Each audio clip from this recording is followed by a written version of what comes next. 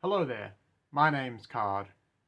I'm a long-time progressive community activist and organiser, and today I wanted to really briefly discuss a recent flavour of the month topic within the broad online left, now that the dust has settled. For those who aren't aware, about a month ago, for a week or two, a lot of left-wingers, predominantly those who spend too much time on the internet, became drawn into a debate over whether or not people living in the West would have access to tropical fruit, like, say, bananas, in a socialist utopia, after a New York Magazine piece essentially made the case they might not do. It's an interesting enough question, and it's worth a couple minutes of your time thinking about.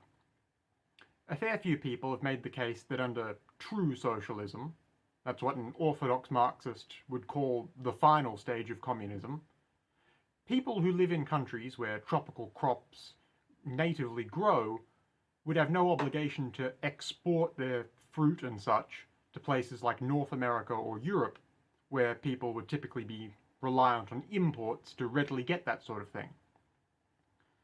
Furthermore, it is true that reducing the amount of produce the West imports from the developing world one way or another would probably be good for both the generalized well-being of both the environment and the people currently working banana plantations day in, day out.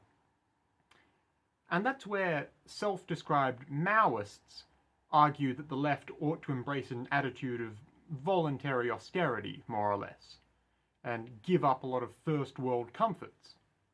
Whereas most of the other online lefties disagree and say that actually production chains would still exist under socialism and that the first world would still have all the creature comforts of here and now. They just wouldn't be produced exploitatively. The thing is, this isn't a bad hypothetical thinking exercise by any stretch. Both sides make a decent point, and there's a lot of angles to consider. However, thinking about things like this and discussing them with people is not organising.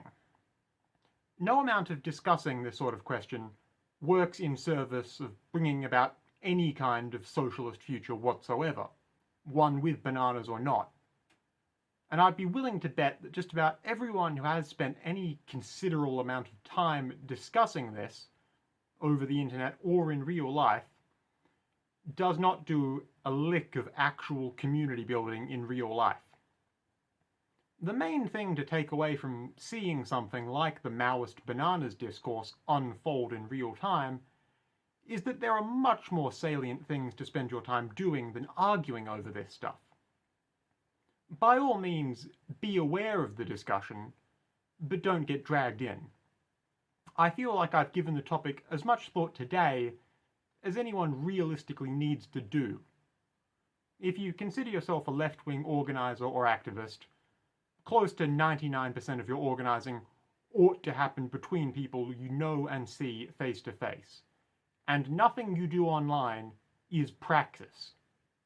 If you disagree, please don't bother letting me know in the comments or elsewhere. It's a waste of your time and mine. Once again, my name's Card.